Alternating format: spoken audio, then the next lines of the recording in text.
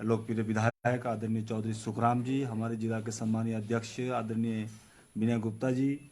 हमारे पूर्व में रहे मार्केटिंग बोर्ड के चेयरमैन आदरणीय बलदेव भंडारी जी, रेणुका से हमारे प्रत्याशी रहे भाई नारायण सिंह जी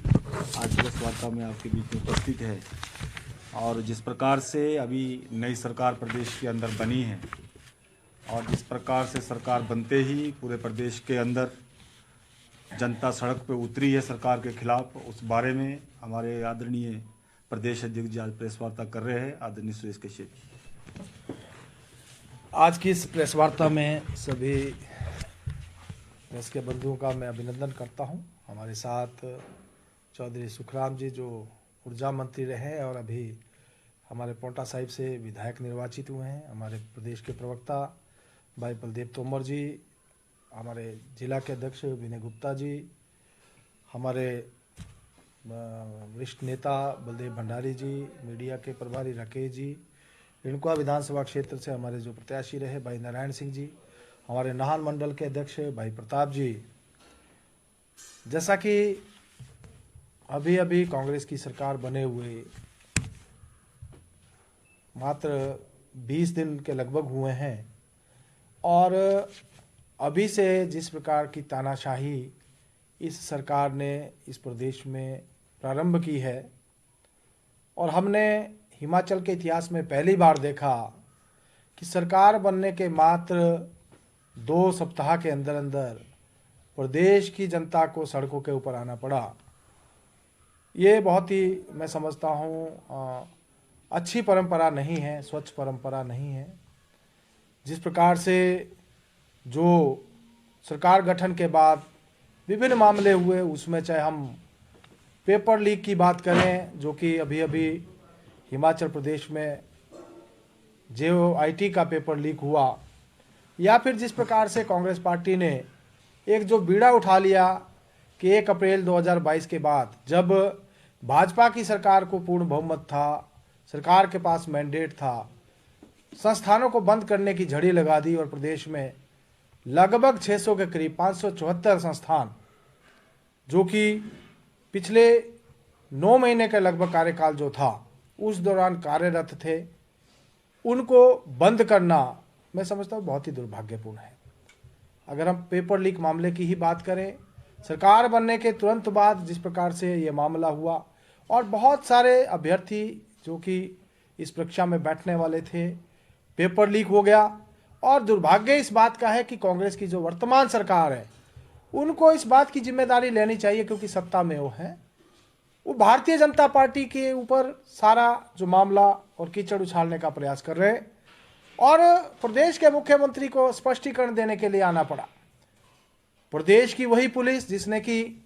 जब भाजपा के समय में पुलिस का पेपर लीक हुआ था त्वरित कार्रवाई करते हुए 24 घंटे के अंदर SIT का गठन भी किया था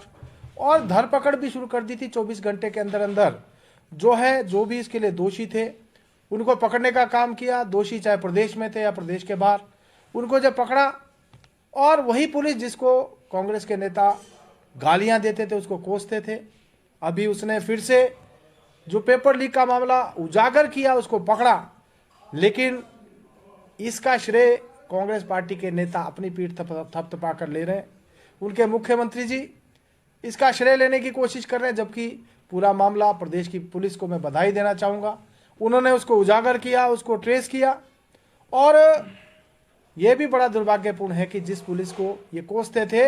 आज उस पुलिस को उन्होंने श्रेय देना चाहिए, लेकिन कांग्रेस के नेता इसका श्रेय अपने आप लेकर भाजपा को जो है, भाजपा की सरकार को और पूर्व सरकार को कोसने का काम कर रहे हैं। उनको जिम्मेदारी लेनी चाहिए। उनके समय में इस प्रकार का मामला आया है। जिस प्रकार की स्क्रिप्ट मुख्यमंत्री जी कल प्रेस में पढ़ रहे थे, ऐसा मालूम होता है जैसे फिल्म की कोई कहानी पढ़ रहे हैं। और यही नहीं है, जैसा कि उन्होंने बताया कि और भी 2 पेपर जो एक महिला पकड़ी गई है उसके पास मिले हैं। ये अच्छी बात है कि सरकार को कार्रवाई करनी चाहिए, जो भी दोषी हो, दोषियों के ऊपर तुरंत कार्रवाई होनी चाहिए, वो चाहे कोई भी है उसको पकड़ा जाना चाहिए और उसके ऊपर उसको उचित दंड मिलना चाहिए। साथ ही साथ जिस प्रकार से हिमाचल प्रदेश का जो सबॉर्डिनेट सिलेक्शन कमीशन का जो बोर्ड है उसको भंग करना, ये भी मैं समझता हूँ दुर्भाग्यपूर्ण है। बहुत सारे बच्चे जिन्होंने की प्रतियोगी परीक्षाएं दी थी, बहुतों का डॉक्यूमेंटेशन होना था, बहुत ने अपने डॉक्यूमेंट्स जमा करने थे और बहुत सारों के भी टेस्ट होने थे। इससे भंग करने से इनका जो प्रदेश के जो अभ्यर्थी हैं जिन्होंने की बहुत सारी परीक्षाएं दी हैं या जिनको अभी तुरंत देनी थी, उनके उनके उनके विषय में भी मैं समझता हूँ ये निर्णय दुर्भाग्यपूर्ण है। प्रदेश सरकार को तुरंत सोचना चाहिए और लाखों जो युवाओं को इन्होंने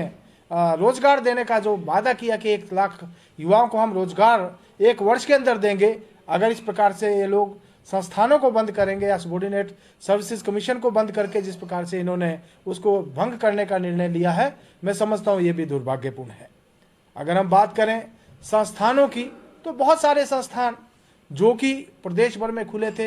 एसडीएम के कार्यालय जिन्होंने कि इस चुनाव में चुनाव भी करवा दिया, उस कार्यालय को भी बंद कर दिया गया। बहुत सारे मैं देख रहा था, अभी मेरे सामने जो लिस्ट मुझे मिली है 574 ऐसे कार्यालय हैं जिनको कि बंद करने का काम किया। उसमें इलेक्ट्रिसिटी बोर्ड के ही 32 जो है कार्यालय बंद हो गए, जिसमें इलेक्ट्रिसिटी के डिवीजन, सब डिवीजन, इस प्रकार के उनके सर्कल, इनको बंद करने का काम किया गया। स्वास्थ्य संस्थाएं जिसमें कि पीएससी, सीएससी और 100 बेडी हॉस्पिटल, ऐसा मिलाकर करीब 291 संस्थान हैं जिसको डी नोटिफाई किया गया। 3 तहसीलें जो है डी नोटिफाई कर दी, 20 सब तहसीलें कर दी, 9 कानूनगो सर्कल कर दिए, 80 पटवार सर्कल कर दिए, श्रम रोजगार कार्यालय 2 कर दिए, 17 आईआईटी जो आईटीआईज हैं उनको डी नोटिफाई कर दिया। और इसके अलावा जो पुलिस के हमारे डीएसपी के कार्यालय, एसटीपीओ के कार्यालय 18 उनको बंद करने का निर्णय लिया है। 3 आयुर्वेदिक अस्पताल हैं, 41 जो है आयुर्वेदिक स्वास्थ्य केंद्र है, 40 अन्य संस्थान हैं, कुल मिलाकर 574 ऐसे संस्थान हैं जिनको डी नोटिफाई इन्होंने कर दिया है। कैबिनेट ने जो डिसीजन लेके इनको नोटिफाई किया था, आज अभी तक 20 दिन के करीब हो गए सरकार को बने हुए, कैबिनेट इनकी नहीं बनी। वो विधायक जिनकी अभी शपथें नहीं हुई हैं, जो अभी तक पूर्ण रूप से विधायक भी नहीं है, केवल उनको सर्टिफिकेट मिला है, उनकी कमेटी बनाकर इन्होंने जो है डी नोटिफिकेशन करने का काम किया है, जो एक मैं समझता हूँ असंवैधानिक प्रक्रिया है। कैबिनेट ना होना और कैबिनेट के डिसीजन को विधायकों की कमेटी जो डी नोटिफाई कर दे, मैं समझता हूँ इससे बड़ा दुर्भाग्य हमारा कोई नहीं हो सकता। मैं देख रहा था अभी जिला सिरमौर की अगर हम बात करें, जिला सिरमौर में भी जिस प्रकार से इन्होंने संस्थानों को डी नोटिफाई करने का काम किया है, पोंटा विधानसभा क्षेत्र में ही 25 संस्थान ऐसे हैं जिनको कि इन्होंने बंद करने का काम किया है। इसी प्रकार से शिलाई विधानसभा क्षेत्र में 20 संस्थान ऐसे हैं जो कि इन्होंने बंद करने का काम किया है। इसी प्रकार से रेणुका जी में भी इन्होंने 1 दर्जन के करीब संस्थान बंद किए हैं। करीब इतने ही संस्थान इन्होंने नान विधानसभा क्षेत्र में किए हैं। करीब आधा दर्जन संस्थान जो है पछाड़ में इन्होंने बंद करने का काम किया। और मैं देख रहा था कि जिस प्रकार से शिलाई विधानसभा क्षेत्र में इन्होंने जो सब सील है ना, इनका जो शिलाई विधानसभा क्षेत्र में मैं देख रहा था, डीएसपी का जो शिलाई का कार्यालय जहाँ डीएसपी भी आ गया था, इसको भी इन्होंने बंद कर दिया। इलेक्ट्रिसिटी का जो डिवीजन इनका शिलाई का था, इसको भी इन्होंने बंद कर दिया, जहाँ पर एक्शन की नियुक्ति भी हो गई थी। इन्होंने एसडीओ ऑफिस कपोटा जहाँ एसडीओ आ गया था उसको भी बंद करने का काम कर दिया। सब तहसील स्तोण को इन्होंने बंद कर दिया। और ये देखिए, हमें बड़ा दुख होता है जब यहाँ के शिलाई के विधायक बड़े गर्ज कर कहते हैं कि हमने इन संस्थानों को बंद किया। कहाँ इनको जो संस्थान 60 वर्षों में इन्होंने नहीं खुलवाए, लगभग 60 वर्ष कांग्रेस पार्टी को वहाँ पर जो है विधायक के रूप में काम करते हो गए। जो संस्थान 60 वर्षों में शिलाई में नहीं खुले, इन संस्थानों को इन्होंने बंद करने का काम किया, एक नोटिफिकेशन में बंद करने का काम किया। और शिलाई के विधायक बहुत खुशी के साथ कह रहे हैं कि हमने इन संस्थानों को बंद करने का, मतलब आप देखिए कि दुर्भाग्य शिलाई की जनता का, जिन्होंने कि शिलाई में अपना विधायक उनको कांग्रेस हर्षवर्धन जी को चुना, और आज जो जनता के लिए जो सुविधाएं भाजपा के समय में माननीय जयराम ठाकुर जी ने, माननीय बलदेव तोमर जी के मार्फत खुलवाई थी, आज उन संस्थानों को बंद करने का काम किया है। इसी प्रकार से पोंटा साहिब में सब सील खोड़वाड़ा को बंद करने का काम कर दिया, राजपुरा को बंद करने का काम कर दिया। इलेक्ट्रिसिटी का जो सब डिवीजन जो है उसको बंद करने का काम किया, इलेक्ट्रिसिटी के जो सेक्शंस को बंद करने का काम किया। और बहुत सारे वेटनरी हॉस्पिटल्स हैं, पीएचसीज हैं, एनिमल हस्बेंड्री के जो डिस्पेंसरीज हैं, और पटवार सर्कल, इसी प्रकार से उनको बंद करने का काम किया। नाहन की जो हमारी सबसील कालाम है, उसको बंद करने का काम कर दिया, CSC को बंद करने का काम कर दिया, करीब 1 दर्जन के करीब जो पटवार सर्कल थे उनको बंद करने का काम किया गया। इसी प्रकार से पछाद में जो 100 बेडेड हॉस्पिटल, हम जानते हैं आज कोरोना फिर से चीन में किस प्रकार से भयावह रूप जो है उसने धारण किया है, और वो दिन दूर नहीं है, पता नहीं कोरोना हिमाचल प्रदेश में और हमारे देश में भी कब आ जाएगा। ऐसे समय में स्वास्थ्य संस्थानों को बंद करना मैं समझता हूँ बहुत ही दुर्भाग्यपूर्ण है। सराका हॉस्पिटल जिसको 100 बेडेड किया गया था उसको डीनोटिफाई इन्होंने कर दिया। इसके अलावा जो इलेक्ट्रिसिटी का डिवीजन हमको सराहा में मिला था उसको बंद कर दिया, चंदोल का सब डिवीजन उसको डीनोटिफाई कर दिया। इसी प्रकार से रेणुका विधानसभा क्षेत्र में संगड़ा का जो इलेक्ट्रिसिटी का जो डिवीजन था उसको बंद करने का काम किया, एक सब डिवीजन बंद करने का काम किया, और बहुत सारे दूसरे संस्थान जो हैं जिसमें कि पटवार सर्कल हैं और दूसरे हमारे हेल्थ सब सेंटर्स हैं, दूसरे संस्थान हैं, उनको बंद करने का काम इस सरकार ने किया है। कुल मिलाकर अगर हम देखें तो 20 दिन का जो कार्यकाल हुआ है केवल और केवल संस्थानों को बंद करना और पिछली सरकार के ये जो कार्य हैं उनको लेकर जो है उस सरकार के खिलाफ उस सरकार को कोसना, मैं समझता हूं इससे बड़ा दुर्भाग्य प्रदेश की जनता का कोई नहीं हो सकता। अगर हम देखें, आज मैं धन्यवाद करना चाहूंगा हिमाचल प्रदेश की जनता का, जिन्होंने कि भारतीय जनता पार्टी को भी, जो अगर हम वोट की बात करें तो मात्र 0.9% से हम पीछे रहे हैं। हम जो है प्रदेश में जो करीब 42 लाख के करीब वोटें पड़ी हैं उसमें मात्र 37,000 वोटों से पीछे हैं। और अगर हम जिला सिरमौर की बात करें तो जिला सिरमौर में हम कांग्रेस पार्टी से करीब 6,500 से ज्यादा मतों से आगे हैं। हमने जो पूरे प्रदेश में जिस प्रकार से जनता का जन समर्थन हमको मिला है उससे बात स्पष्ट हो जाती है कि आज भारतीय जनता पार्टी को भी जनता ने उसी प्रकार से समर्थन दिया है। ये बात भले ही है कि आज कांग्रेस पार्टी जो है सीटों के मामले में हमसे आगे रही है, उनकी सीटें हमसे ज्यादा आई हैं, लेकिन हम मत प्रतिशत की बात करें या वोटों की अगर हम बात करें तो दोनों जो है पार्टियों को बराबर का जनमत मिला है। और जिला सिरमौर में तो हम करीब, जैसा मैंने कहा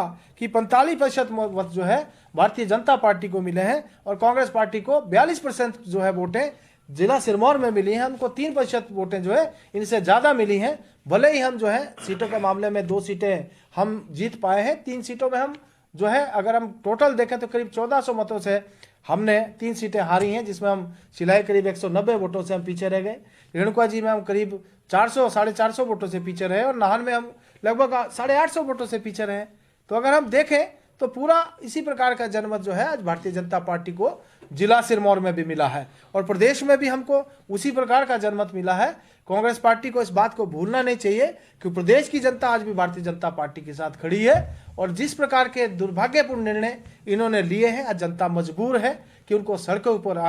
के ऊपर आना पड़ा है। लेकिन मैं ये भी कहना चाहूंगा कि भारतीय जनता पार्टी के कार्यकर्ताओं को जिस प्रकार से आज कांग्रेस पार्टी डराने का काम कर रही है, उनके ऊपर केस बनाने का काम कर रही है, भारतीय जनता पार्टी के कार्यकर्ता डरने वाले नहीं है, डटने वाले हैं। वो किसी भी चुनौती का सामना करने के लिए आज खड़े हैं, चाहे वो कितने भी केस बनाने की बात करे, चाहे किसी प्रकार से भी डराने की बात करेगी कांग्रेस पार्टी जो है, लेकिन भारतीय जनता पार्टी के कार्यकर्ता डरने वाले नहीं है, वो किसी केस से डरने वाले नहीं है। जनता आज जो भी कांग्रेस पार्टी जन विरोधी निर्णय लेगी उसका हम विरोध भी करेंगे, वो चाहे विधानसभा के अंदर की बात हो, हमारे विधायक विधानसभा में उसका विरोध करेंगे या फिर हमको सड़क पर उतरने की आवश्यकता होगी हम सड़कों पर उतरेंगे, लेकिन जन विरोधी निर्णयों का हम कहीं पर भी समर्थन नहीं करेंगे और तानाशाही को जो हम कहीं पर भी चलने नहीं देंगे। कश्यप साहब, जो नारे लगे पूर्व मंत्री थे विक्रम ठाकुर, उनकी मौजूदगी मुख्यमंत्री के खिलाफ, क्या आपको नहीं कहीं ना कहीं इस तरीके की सही नहीं थी और कांग्रेस मांग करी कि आपको अनुशासनात्मक कार्रवाई करनी चाहिए अपने कार्यकर्ताओं के खिलाफ, क्या कहेंगे? देखिए, जहां तक आपने जसवा परागपुर की बात कही है, जिस प्रकार से वहां 2 एसडीएम के कार्यालय बंद किए गए तो जनता के अंदर कहीं ना कहीं आक्रोश था। लेकिन ये बात सही है कि जिस प्रकार से वहाँ थोड़ा अमर्यादित भाषा का प्रयोग किया गया वो दुर्भाग्यपूर्ण है। लेकिन अब जब जनता के अंदर आक्रोश हो उस समय कौन सा व्यक्ति कौन सा नारा लगा दे या क्या कह दे, वो क्योंकि जनभावनाएं थी, जनभावनाएं आई। लेकिन हमारे जो पूर्व मंत्री रहे या वहाँ से विधायक है उन्होंने भी कहा है कि हम ऐसे नारों का समर्थन नहीं करते। और जो मुख्यमंत्री जी की धर्मपत्नी है उन्होंने कहा है कि वो हमारी भी बहन है, जो है जसवां परागपुर की बेटी हैं, तो जहां वो सभी लोगों ने जो वहाँ कांग्रेस के जो कैंडिडेट थे उन्होंने अपनी बहन बताया, तो हमारे विधायक जी ने भी कहा कि हमारे लिए भी वो बहन है और हम भी उनका पूरा मान सम्मान करते हैं, और कहीं पर भी इस प्रकार से जो है उन्होंने भी इस बात का समर्थन नहीं किया है। राजनीति में चलो एक दूसरे के ऊपर लांछन लगते हैं, पर व्यक्तिगत नहीं लगने चाहिए। जी देखिए, ये बात सही है कि ये प्रयास रहना चाहिए कि कहीं पर भी व्यक्तिगत रूप से हम और कोई अमर्यादित भाषा का प्रयोग ना करें। लेकिन हमारे जहाँ पर ये इस प्रकार की घटना हुई, हमारे नेता ने इस प्रकार से तुरंत